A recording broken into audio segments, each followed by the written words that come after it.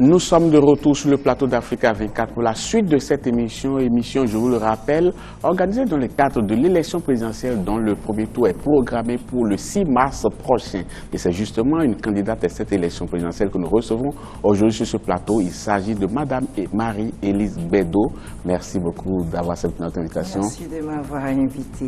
Et pour interviewer Madame Élise Bedeau, je suis avec Thierry Gauguin. Thierry, merci. Babilas, merci.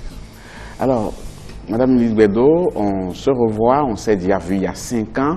Et j'avais bien vous demander, ça même vu il y a 10 ans aussi, vous étiez toujours candidate, et j'avais vous demander, entre les autres candidatures et celle-ci, qu'est-ce qui a changé fondamentalement? Et qu'est-ce qui prouve que cette fois-ci, ce sera mieux?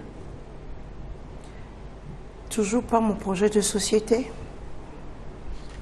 puisque j'ai un problème récurrent dans ce pays, c'est un problème socio-culturel. Quand nous faisons le bilan, c'est ça qui revient. Au Bénin, on dit, Marie-Élise Bedeau, laisse tomber cette affaire-là. Tu ne seras jamais présidente de la République parce qu'au Bénin, une femme ne peut pas être chef.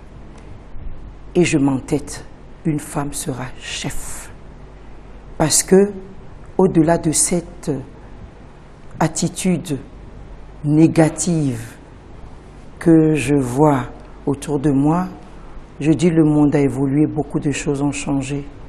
Et je veux bien croire que on ne me reproche pas mes qualités de manager. J'ai été ministre dans ce pays, peu importe le nombre de mois que j'ai fait. Mais je pense qu'on sait qui est Marie-Élise Bedeau. Et je suis une femme de gestion, une femme de conviction et une femme qui sait travailler avec ses collaborateurs et qui a eu la chance d'avoir quand même une parcelle de pouvoir, une délégation de pouvoir de la part de 2 chefs d'État. Alors que je ne connaissais rien au départ à la chose politique, je sortais de la société civile quand le président Kérékou m'a nommé. Mais le ministère est là, qu'est-ce qu'on peut me reprocher? Rien. Donc, je continue de croire que j'ai mes chances et je me bats à égalité avec les autres candidats qui ont un projet de société que j'essaie de faire partager avec le peuple béninois. Vous avez opté, madame, pour une campagne de proximité. Alors, c'est un choix stratégique ou c'est parce que vous n'avez pas les moyens de battre campagne comme vos concurrents? C'est un poids stratégique d'abord, parce que je me suis rendu compte que ça ne valait pas la peine de faire des grands meetings puisque vous avez la foule. Moi, je suis à la recherche de gens qui n'attendent pas que je leur donne de l'argent avant de voter pour moi. Et lorsque vous faites les campagnes de proximité, on vous comprend mieux, on vous écoute mieux et surtout les populations veulent vous voir vous-même au lieu de voir des intermédiaires qui viennent leur distribuer de l'argent. Donc c'est stratégique et ça me convient comme ça. Parce que les années antérieures, comme je le dis, j'ai commis cette erreur aussi. Vous avez distribué l'argent? Je n'ai pas distribué de l'argent, mais j'ai fait des meetings et je me suis rendu compte que même dans ces meetings, il y avait la foule ou bien des personnes qui n'avaient même pas leur carte d'électeur. Là, je m'assure que les personnes, les populations à qui je rends visite ou bien qui m'appellent et qui me disent « nous sommes prêts à être avec vous, vous donner nos suffrages », je m'assure la première des choses que ces populations ont leur carte d'électeur. C'est ça que je n'ai pas fait dans les années passées où vous croyez que vous drainez le monde, qui vous aime bien et vous vous rendez compte que tous ces gens-là viennent pour autre chose et ne votent pas pour vous. Voilà. Madame Bedeau, beaucoup de vos compatriotes vous appellent l'Amazone des temps modernes. Aujourd'hui, ils ont trouvé une autre appellation, mais avant, Amazone des temps modernes, comment est-ce que vous accueillez cela? Ça vous flatte? Vous savez, vous serez étonné de ma vision sur l'Amazone. Les Amazones d'Abomey, d'accord, mais c'était des exécutantes. C'est en cela que je suis souvent gênée. Quand je le dis, on me dit, mais Marie-Élise, d'accord, on ne voit pas cet aspect-là. Je dis toujours, les Amazones recevaient des ordres pour aller combattre. Donc, elles ne géraient pas elles-mêmes la chose publique. On me dit non, c'est quand même pour montrer la bravoure. Je ne vois pas ce que je fais. Ce C'est pas de la bravoure pour moi, ni même du courage. Tout ce que je fais, honnêtement, je le trouve tout à fait normal, qui cadre avec la personnalité de Marie-Élise Bédot, de la vision qu'elle a et de ses rêves pour son pays. Aujourd'hui, on vous appelle Madame 5E. E comme Élise, bien entendu. Ah, je n'avais même pas fait franchement.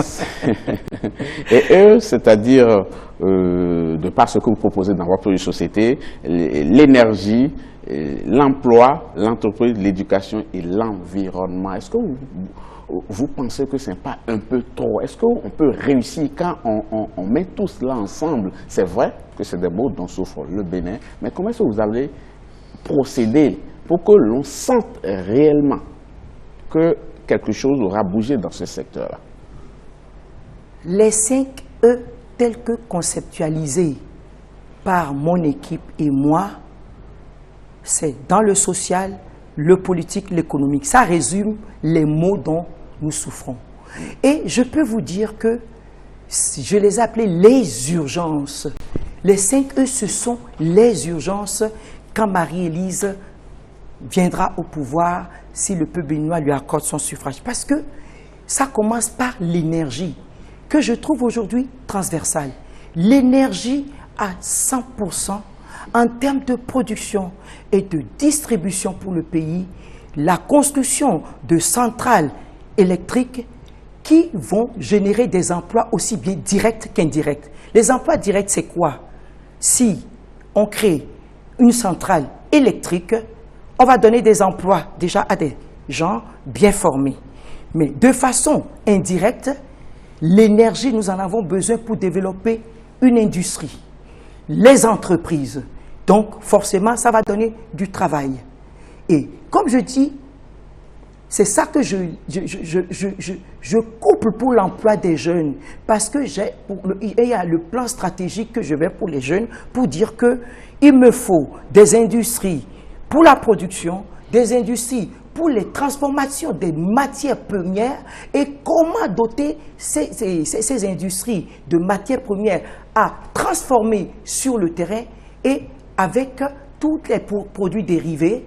Et je peux vous parler tout de suite de la filière anacarde, ananas, karité, maïs, manioc. Pour l'exportation, il faut qu'on puisse transformer, exporter avec toutes les dérivés pour pouvoir être présent sur le terrain et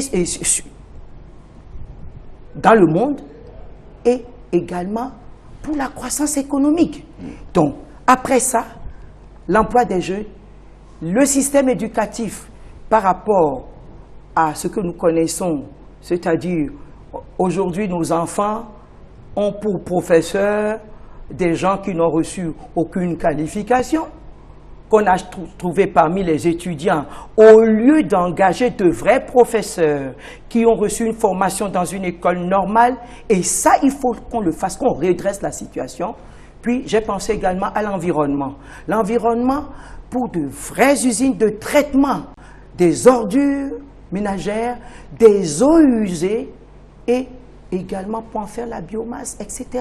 Donc, voilà, très compacté pour vous, mais je dis l'élément transversal pour arriver à ce développement économique, social pour mon pays et même culturel. Parce que quand je parle d'industrie, il y a l'industrie culturelle, l'industrie touristique, et je dis que sans énergie, on ne peut pas avoir d'industrie, on n'en a même pas.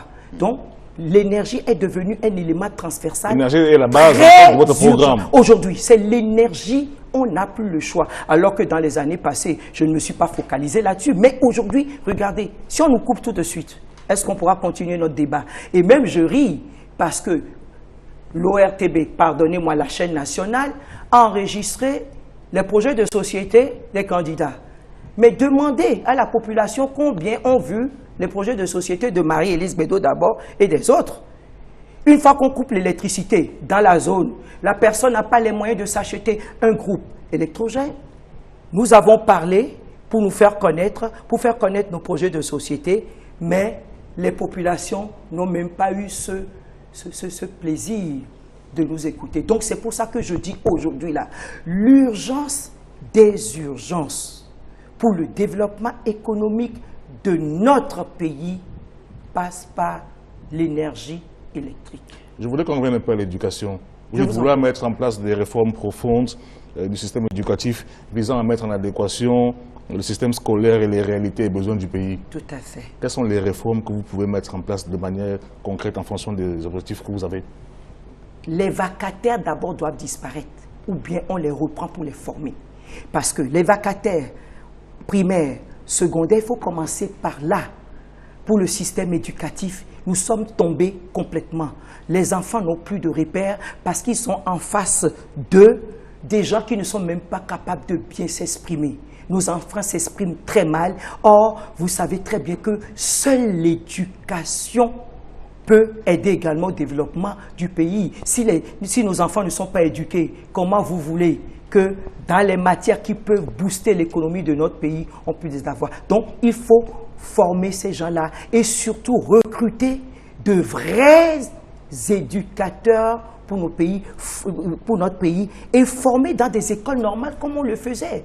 Aujourd'hui, on prend des arrêtés, on prend des décrets et paf, on nomme des vacataires qu'on dispatche dans les collèges. Comment vous voulez que le professionnel, le technique également, puisse évoluer et être en adéquation avec le marché de l'emploi? Or, aujourd'hui, nous avons besoin de former nos enfants en adéquation avec les besoins du marché du travail, les besoins du pays. Nous sommes en train d'échouer.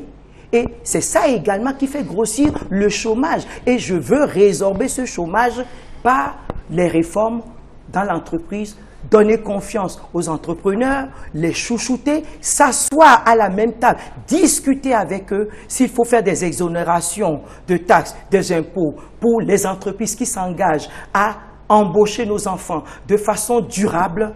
Mais voilà les réformes. Madame Bello, permettez-moi de rebondir là-dessus.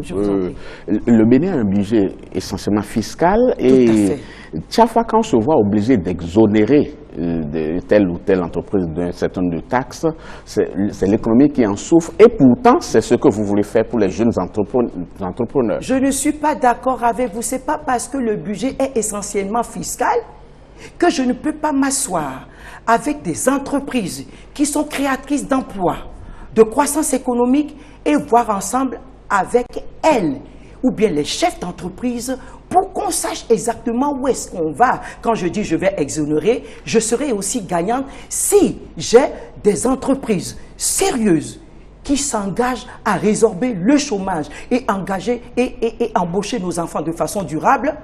Mais qu'est-ce que je perds en les exonérant? Donc, quand on dit que le budget est essentiellement fiscal, ça ne nous empêche pas de nous asseoir. Parce que moi, je dis, je ferai toujours tout dans la concertation, même avec l'opposition. Parce que l'opposition, les Béninois qui sont dans l'opposition ont les mêmes rêves pour ce pays. Donc, moi, en tant que chef d'État, je ne prendrai jamais de décision seul, sans la concertation, sans le dialogue social avec les syndicats, parce qu'il y a une urgence. Il y a une urgence pour que nous relevions le niveau de nos enfants et qu'on puisse vraiment les faire absorber par des entreprises à qui on redonne confiance. Et comme je l'ai toujours dit, que les hommes d'affaires qui sont candidats me pardonnent. Je dis, moi j'ai besoin d'ajavon, j'ai besoin de talents dans les entreprises en tant qu'opérateur économique, en tant que secteur privé pour m'aider à donner du travail à nos enfants. Qu'ils me pardonnent. Dans le domaine de la santé, il y a une mise en place de la RAMU depuis 2013. La RAMU, c'est l'assurance santé universelle. Vous pensez que c'est une bonne initiative qui fonctionne bien ou bien qu'est-ce qu'il faut améliorer? Moi, je vais même plus loin. Au-delà du RAMU, il faut plus. La couverture sociale pour les plus pauvres. Parce que d'après les statistiques, tout le monde n'a pas un accès facile à la santé, aux médicaments, même les médicaments génériques. Ça, c'est un problème. Donc, le RAMU, ce n'est pas une mauvaise chose, mais je pense qu'il faut aller au-delà de cette couverture sociale pour aider surtout les gens qui n'ont pas les moyens d'avoir un accès facile à la santé, aux soins de santé. Et je vais même plus loin. Il faut déjà même penser, je dis, je vais mettre un système de contrôle.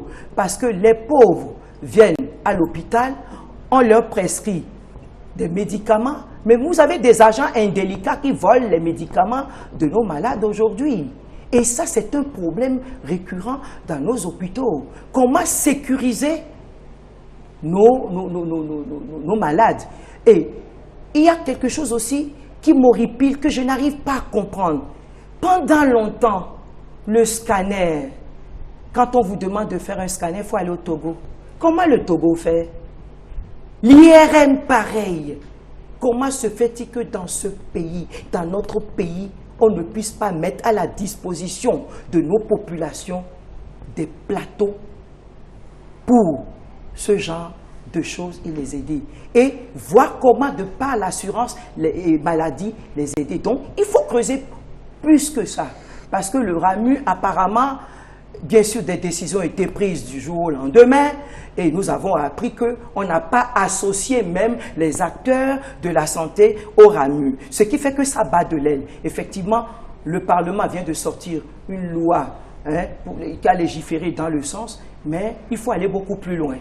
Il faut aller beaucoup plus loin. Et ça fait partie de mes projets pour la santé. Madame Bedo, il y a un phénomène qui a cours ici, le phénomène Zémidjan, du nom des taxis-motos. Ils sont des milliers aujourd'hui, et quand on voit les conditions dans lesquelles ils exercent dans la ville, on se demande, est-ce qu'ils ne se tuent pas à petits coups? Mais dans le même temps, il n'y a pas autre possibilité pour eux. Et il n'y a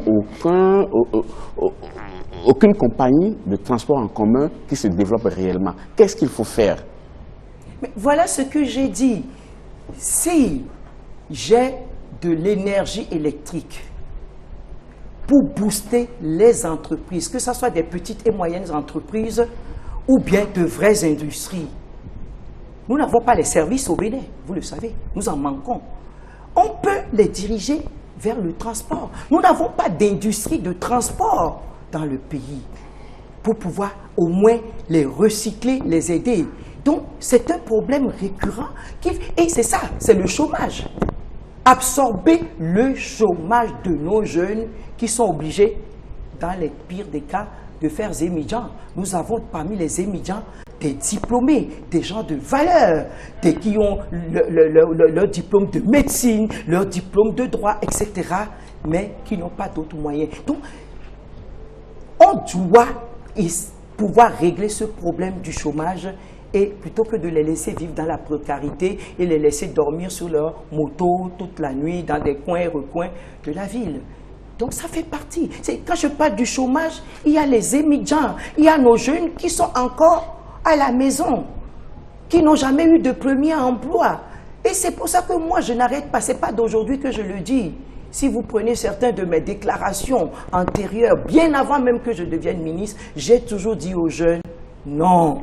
Il ne faut pas croire que le gouvernement va vous donner des emplois. On voit d'ailleurs ce qui se passe. On les prend, ils font un stage d'1 année dans une entreprise, non même pas dans les ministères, parce que moi j'en ai vu dans mes ministères, et au bout d'1 année, ils retournent à la maison, il faut recommencer à zéro. Et c'est ça qu'il faut, c'est pour ça que je dis, j'ai besoin du secteur privé, mais le secteur privé permanent. Pas des hommes d'affaires qui font une affaire, tac, pour gagner tout de suite, mais pérenniser, mais c'est l'État qui est l'accompagnateur du secteur privé. Merci Madame Bedo. On a encore 7 minutes d'émission, Thierry.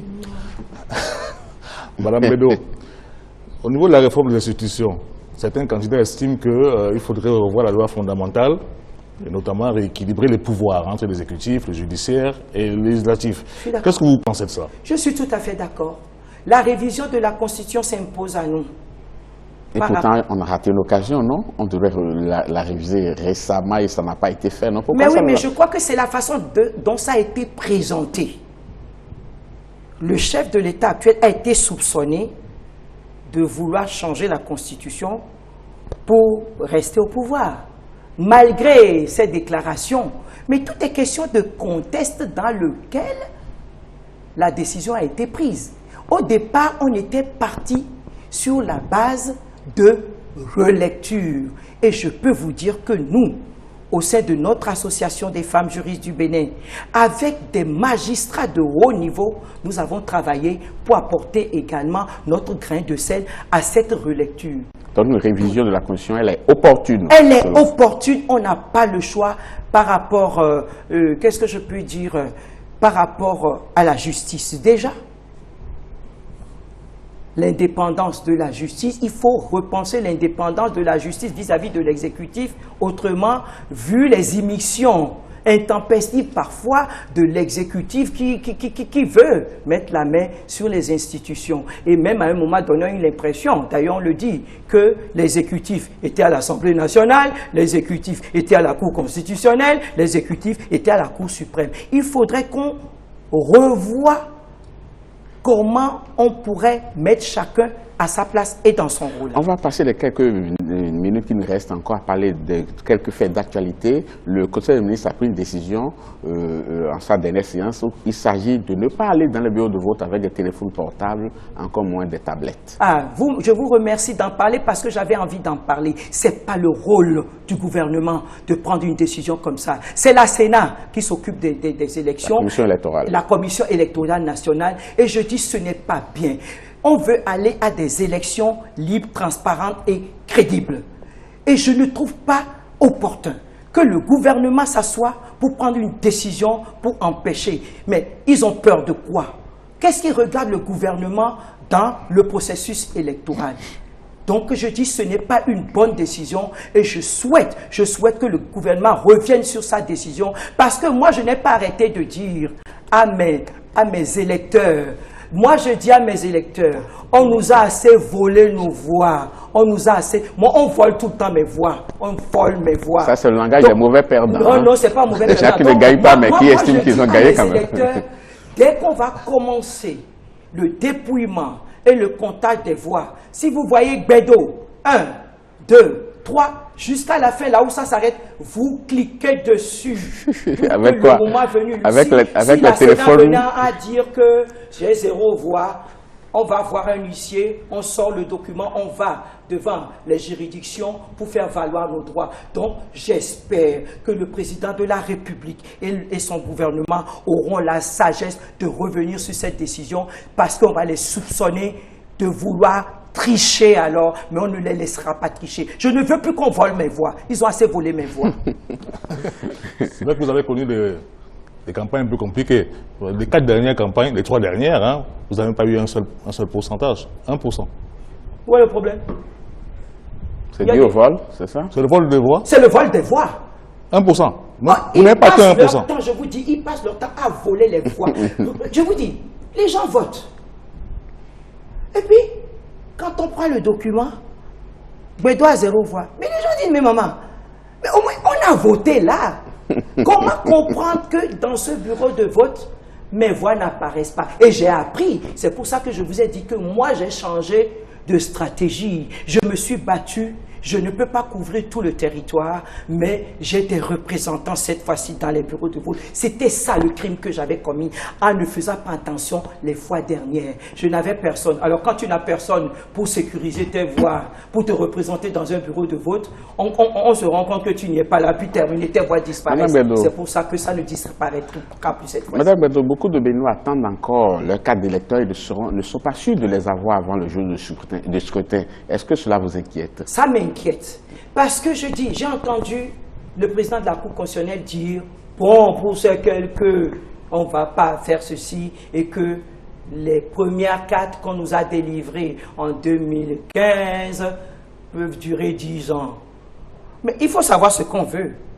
Nous sommes un peuple uni, du nord au sud, de l'est à l'ouest. Au nom de quoi certains vont voter avec une carte différente de l'autre carte, même si c'est valable 10 ans. Et que deviennent les jeunes de 18 ans qu'on devait impliquer? Ce n'est pas normal. Mais il fallait trouver une solution dans l'urgence. Le problème, c'est que vous voyez, c'est ça qui est dommage au Bénin.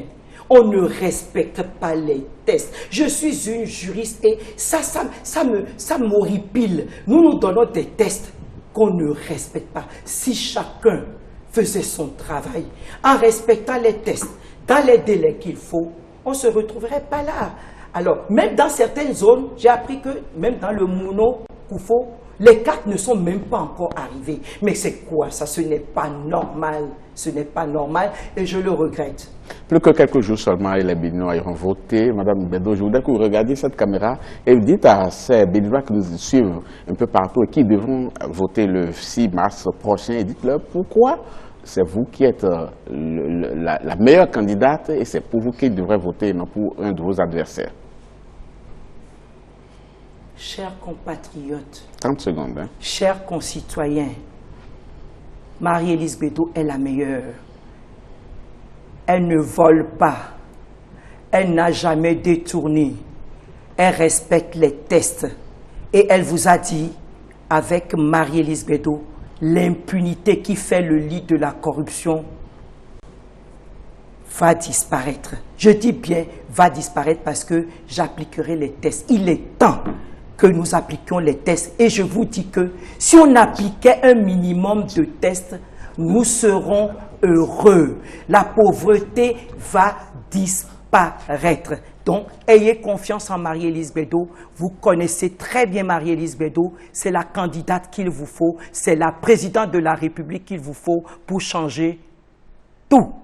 Madame Bédo, on vous remercie donc d'avoir fait le déplacement de ce studio pour présenter votre candidature, votre programme aux différents, à ceux qui vont voter le 6 mars. On vous remercie et bonne chance. Merci beaucoup. Beaucoup de succès pour vous, chère madame.